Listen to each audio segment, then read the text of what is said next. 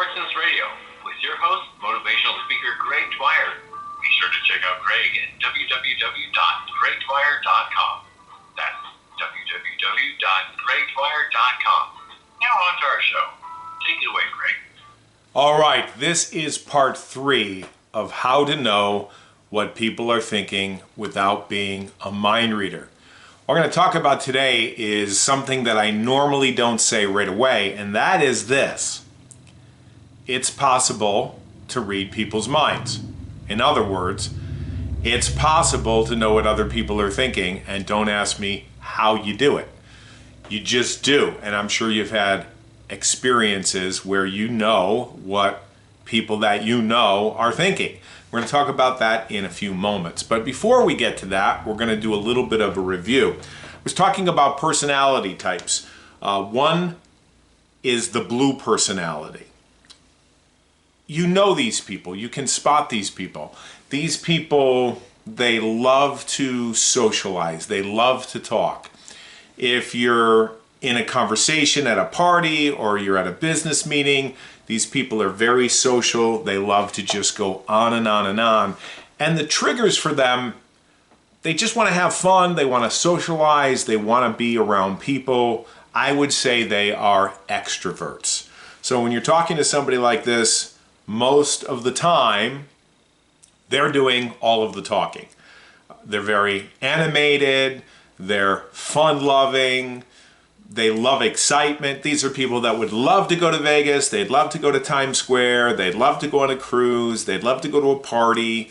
They just love being around people. They get their energy from being around people. So that's a blue personality. You can spot these people easily. You just start asking them questions and you can see how animated they are and fun-loving they are and the fact that they love to socialize. These people just want to plan the next event. They want to go and have fun. Fun is their middle name. Now, we also talked about the fact that there are people that love facts. And these are people that I call a green personality. They tend to be married or in a relationship with the blue personality because these people talk a little slower. These people are focused on the details of life. These are perhaps doctors, perhaps lawyers, perhaps accountants. These are all stereotypic examples, but think of an accountant that loves numbers. Now, there are exceptions. I know people that are fun-loving, they love to be around people, and they're accountants. Don't ask me why. We're all different personalities. We're not just one. There's no way we're just one personality. But anyway, to get back to this green personality, these people, they just want to be right. They want to be correct. They want to cross all of their T's, dot all of their I's. They're very precise, and you need people like this. But, if you're having surgery, you don't want to be around necessarily a party animal per se. You want to be around somebody that's very detailed oriented, wants to be right? Because your life is in their hands, and they are detailed oriented. They tend to be quiet. They tend to talk slow. They tend to be analytical, have degrees behind their name. Maybe not, but for the most part, what's really driving this personality is that they are detailed oriented. So if you're selling a house, right? I was talking with a friend of mine about this last week. If you're selling a house and you're dealing with this personality, let's say this is the husband, you want to talk about the square footage of the house, the exact square footage of the house, or the property, or where it is, right? You want to have all of the facts correct, because you'll turn somebody off that has this personality when it comes to that. Now, however, if the wife or the other person is, I love this space, this is going to be a great space for my family, then you don't talk about details in that regard. So you have to kind of feel people out. You ask questions and you listen to figure out, are they this personality or are they that personality? And then the other personality I want to talk about today is this, but we'll get to this a little later. This is what I call the red personality. And I'll just say that the red personality focuses on the task at hand. So we'll come back to that. So let me say this. It's not just enough to be able to read people and see, okay, are they a blue, are they a green, are they a red, are they a yellow? We'll talk about yellow next week. It's not just enough to be able to pick up on body language, and we're going to talk about that in a moment. I truly believe, and don't ask me how, because we don't have the time to get into this, I do believe there is room for real mind reading. I really do. Now, I know people that are entertainers, they don't believe in this at all. Everything is just method, everything is just tricks. They don't believe in anything like this. I differ. I certainly have had experiences where I've been able to pick up on the thoughts of other people. It has nothing to do with personality readings, has nothing to do with body language at all. Just yesterday I was invited out to a author talk. A friend of mine, his wife, was giving a presentation at the Palace Theater here in Connecticut. She gave a great presentation. Book signing. It was a wonderful event. But as I walked in, I met my friend James Mapes, who I've known for a few years. And James, though we don't talk every day or every week, he introduced me to the host of the event, right? So picture this. He's there sitting down, this woman is next to him standing up, and I walk in and he introduces me as Greg Dwyer, right? I don't need any mind reading there, right? I knew he was going to say that. That's obvious. This is my friend Greg Dwyer. Got it. But then he went on to explain, who I am and what I do, and I knew exactly what he was going to say at the end. He said something like, and an overall nice guy, right? I heard the words, right, in my head before they touched his lips, and that's the truth. So, he said I was a speaker and I was, a mentalist or fellow magician. He went on, and that's obvious, right? I knew he was going to say all that. But at the very end, he said, and a really nice guy. And I said to him at the end, I said, James, thank you. I knew you were going to say that. And what I meant by that is I heard those words in my head before he said it. So is it possible? Well, ask yourself, have you ever had a thought about somebody and the phone rang and it was them? Or you completed someone else's thoughts, or you were in a situation where you actually knew what someone else was going to say. I think if you really think about your life and your relationships with people, either on the phone, right, or in person, that you can think of a few times when you knew what other people were thinking, or better yet, that people knew what you were thinking. Now, maybe you were giving off signs, I don't know, but here's what I want to say. When I perform mentalism, when I perform mind reading, I leave room for the reality of mind reading. So a couple of weeks ago, I got a event up in Massachusetts. Somebody invited me to a party, so I went, and I was hired to work about an hour and work within a group of people that were at a retirement party. And I walked up to a woman and I said to her, now I never met her, I hadn't done any background check on her, didn't know anything about her, and I just simply said, I have a feeling you're an artist, right? I just said it. And she says, no, that's not me. I said, really, you're not an artist? She goes, well, I love to paint. I love to paint. In fact, it's my passion. It's what I love to do. And I says, I don't know, I just had that feeling about you, right? So this is something that I was doing in a performance setting. And the reason I'm telling you this is when I go out and speak, in fact, this month I have a few events where I'm doing some mind reading for some organizations.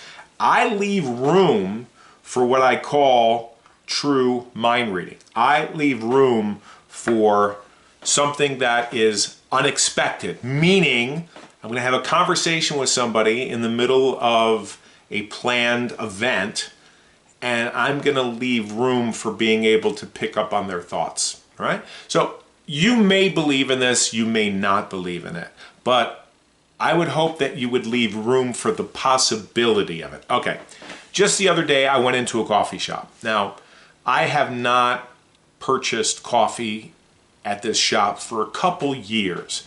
I've been in there once or twice. I just made a decision that I didn't want to be going there every single day. So to make a long story short, I stopped going there for about 2 years. Now, I would show up, meet people for business meetings there. But the other day I went in and I said, I'm going to stop in and buy a coffee. So I did. So I went to the front counter. I walked in. I ordered myself a coffee. And when she was ringing it up, I was thinking in my head, I haven't been here in a long time. That's exactly the thoughts that I was having. I have not been here in a long time. That's what I was thinking. And I wasn't moving my lips. All of a sudden, the lady that rang me up looked at me and she goes, "You haven't been here in a long time." And I was just like, gotta be careful. Gotta be careful what I'm thinking, right? Because people might pick up on it. But I said, "Wow, you read my mind." I says, "That's amazing." It still surprises me. It still surprises me, though it shouldn't surprise me. A couple years ago, I was with a friend and we were preparing dinner. I think she was making dinner and we were in the kitchen together. And all of a sudden, I had this thought. And the thought was, I'm going to go down to the store and pick up a bottle of red wine. She turns around to me, looks at me straight in my face and says, "Hey, why don't you go down to the store and pick up a bottle of red wine?" All right, so these are just 3 examples that I can share with you. And in fact, if I did more research, I would think about it, look at my journal and see what I've written down over the years. I would probably say there are a lot more, So coincidences, perhaps. Synchronicities, perhaps. But what I'm saying to you is when you're learning how to pick up on thoughts and read people and figure out personalities, there's something to be said about the possibility of leaving room for just being able to pick up on thoughts, like radio waves. Now, I know there are people that don't believe in it, and maybe that's you, but all I would say is leave room for the possibility of it. So we talked a little about personality types. The other thing I want to talk about is this topic, which we could do probably 4 weeks just on this one topic, which is body language, right? So people are giving away their thoughts with their body. If you're a TSA agent or you're an officer, a police officer, maybe you work in the military, maybe you're a lawyer, people know this. They study this. They study how people look with their eyes, how they move their body. We talked about the fact that your eyes express what you're thinking. You can't hide this, especially when you talk about micro movements, right? These are movements that happen without people even thinking about them, right? So body language, you can buy. In fact, I have like 4 or 5 of these books. I must confess, I haven't read a lot of them, but this is a great way to begin to learn what people are thinking about, or at least being aware of it, right? If you're not aware of body language, you're not aware that people are communicating without words, then it just goes right over your head. A lot of communication is nonverbal. That's what we're talking about here.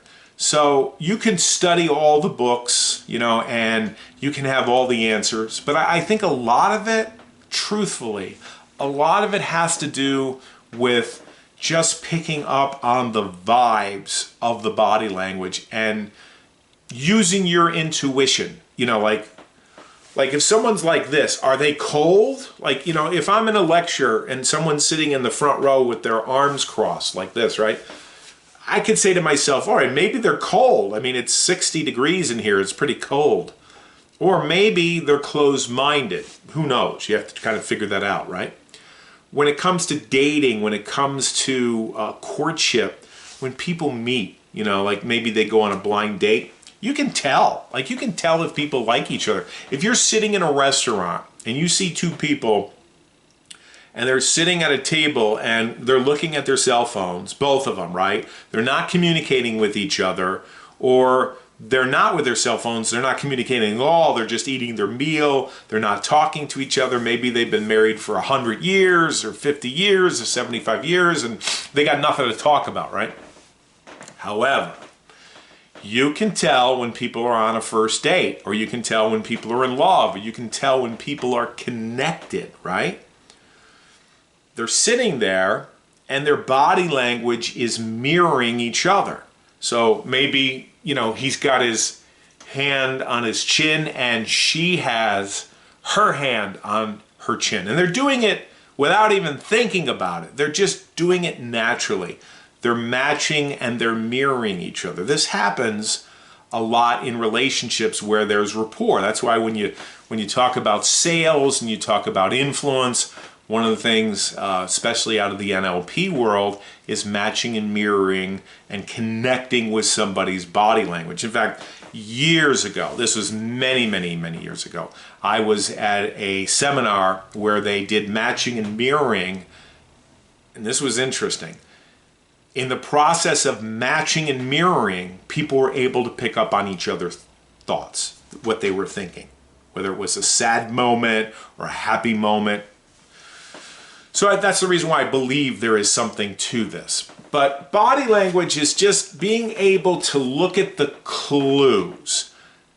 Does this person like me? Does this person not like me? Does this person trust me? Are they close to me when they communicate? Are they far away? What are they doing with their hands? Are their hands crossed? Are their hands in their pocket? Are they twirling their hair? Are they nervous? Are they twitching? Are they moving their leg? You don't have to read hundreds of books. All you have to do is just become aware of how people are communicating through body language, and then ask the question, I wonder what they're saying here. I have a funny story. I remember when I was a teenager in New Fairfield, Connecticut, a friend of mine, his name was Kevin, he had a sister. I can't remember her name. I cannot remember her name. But we were probably 18 years old, something like that, 17 years old in high school. And I liked Kevin's sister. She was kind of cute, right?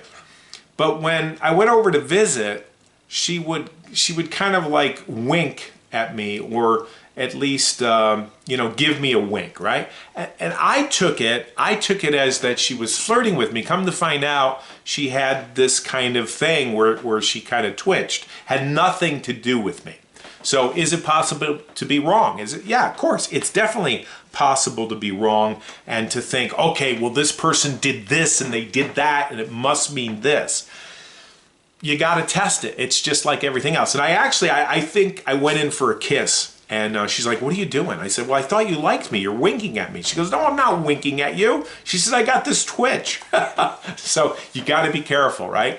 When you're reading body language, you want to test it. It's not 100% accurate. So, but what I'm saying to you is people communicate throughout their body, by how close they stand or sit next to you, whether they're smoothing and touching themselves when we're talking to you. Sometimes what people will do when they're really nervous is they will soothe themselves, right? They will touch their arm, or they'll touch their leg, or they'll touch their hair. Or sometimes women will play with their necklace if they're nervous, right? These are all signs, and you can read books about this, and you can get really into it. There are many books. I think I got like 5 or 6 of them upstairs. But the more you read them and the more you go out and you test this material, You'd be surprised that you can pick up on what other people are thinking without being a mind reader. So what I'm thinking is this. We're going to take a 30-second commercial. We'll be back in 30 seconds. You've been listening to the Greg Dwyer Radio Show, brought to you by motivational speaker Greg Dwyer on buildingfortunesradio.com. Do you wish you could sharpen your focus on what matters most to you and achieve more? Then you owe it to yourself to read Greg's ebook at gregdwyerebook.com. That's www.gregdwyerebook.com. Download it today and give it away. As always, we want to thank you for listening to the Greg Dwyer Radio Show on Building Fortunes Radio with motivational speaker Greg Dwyer. Now back to our show. Take it away, Greg. So, just to recap, I believe it is possible to pick up on other people's thoughts. Don't ask me how, but I believe there is a possibility of that. There are different personalities. We talked about the blue. We talked about the green. And then today we're going to talk about the red personality. Next week we're going to talk about the yellow personality. And we're also going to talk about sensory acuity. And next week we'll conclude this 4-part series on how to know what people are thinking without being a mind reader, even though maybe you are a mind reader. All right, so let's talk about the red personality. The red personality is a person that is task-oriented. They're not necessarily people-oriented. They are goal-oriented, right? So these are the people that tend to drive sports cars, or they like to drive fast. They like to make their own rules. These people are leaders and focused and very much task-oriented. So if you're at a party and you run into a blue personality, you're going to have fun with them.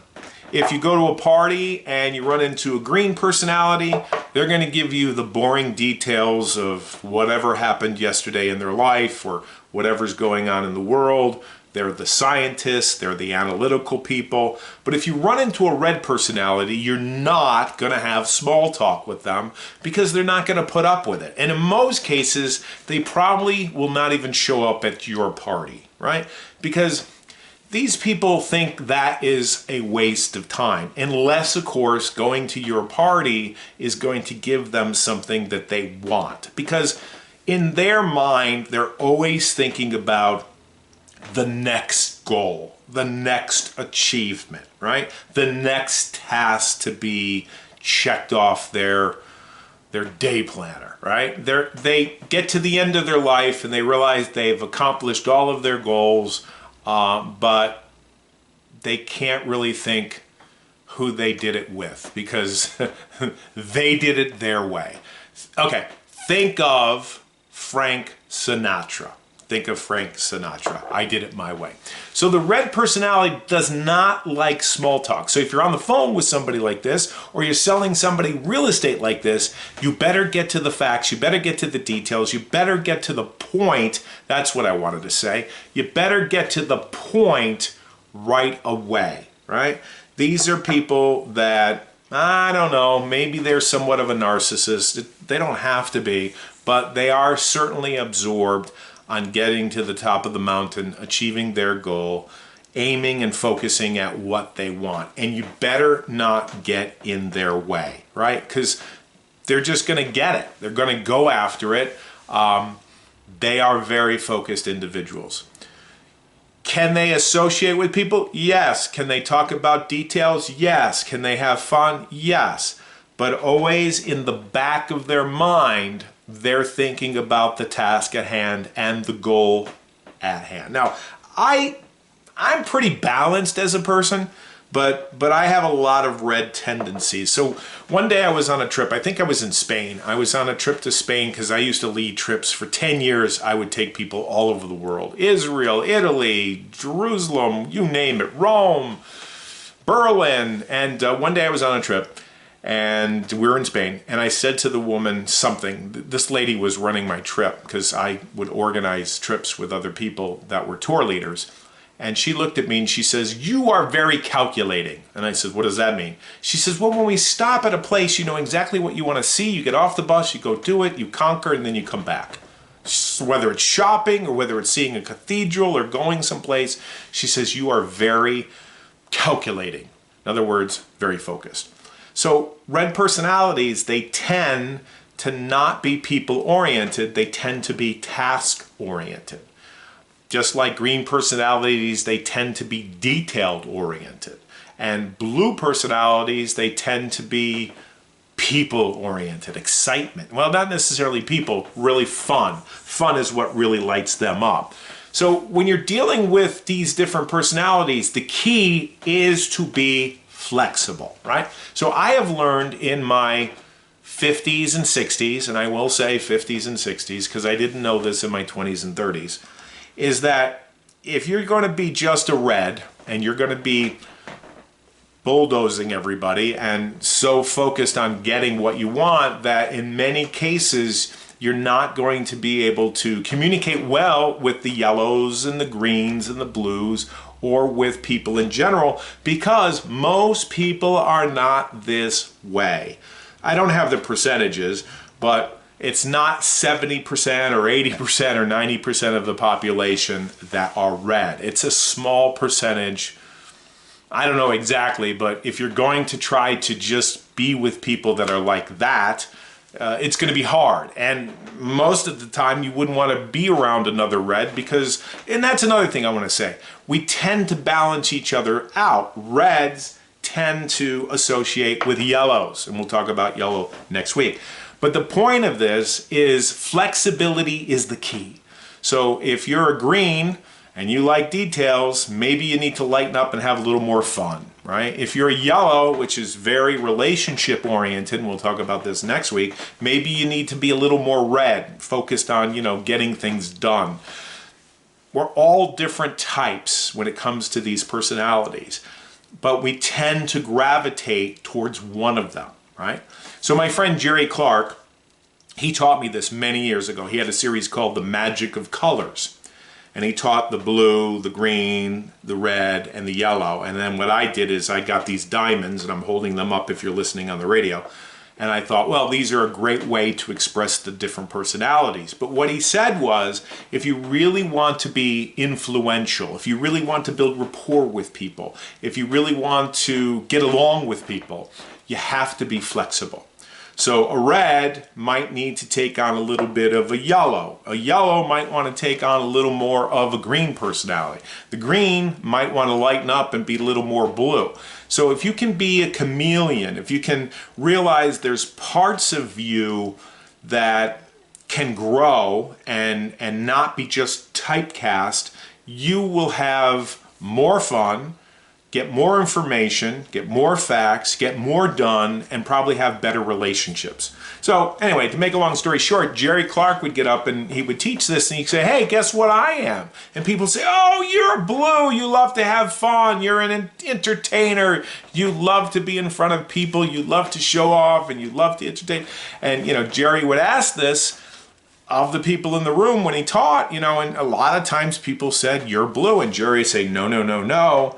I am a red. I am driven, but I hide my drivenness with 90 seconds. With my blueness, because not everybody is this way. So how to be a mind reader without being a mind reader? Read body language. Leave room for the fact that it's possible, I do believe, to read minds. Understand that there are different personality types. And if you can learn to be a chameleon and figure out what you are and also figure out what other people are and also learn to read body language, 60 I seconds. think you will be surprised that you will be able to sell more homes, have better relationships with people, and ultimately, well, here's what I'm going to tell you right now. I know what you're thinking. You're thinking this was wonderful. This was great. All right, so next week we're going to talk about the yellow personality. We're also going to talk about sensory acuity. So you're going to want to tune in for next week. All right, we'll talk to you next week. Thanks, everybody. You've been listening to the Greg Dwyer Radio Show, brought to you by motivational speaker Greg Dwyer on buildingfortunesradio.com. Check out Greg at gregdwyer.com. Be sure to download his ebook at gregdwyerebook.com to stay focused on what matters most to you. That's www.greatwireebook.com. 10 Thank you for seconds. listening. Now go make a difference in your world.